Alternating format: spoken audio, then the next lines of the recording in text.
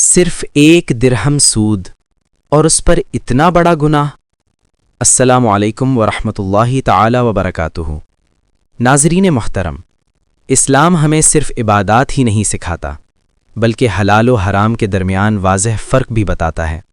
آج کے اس دور میں جب سود کو عام کاروبار، بینکنگ اور لین دین کا حصہ بنا دیا گیا ہے، ہم میں سے بہت سے لوگ اس کی سنگینی کو بھول چکے ہیں۔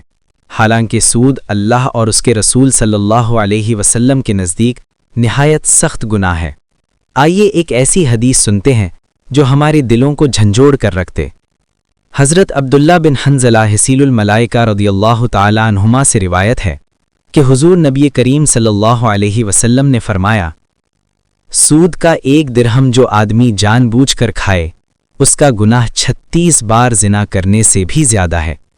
ناظرین، سوچئے، صرف ایک درہم سود اور اس پر اتنا بڑا گناہ۔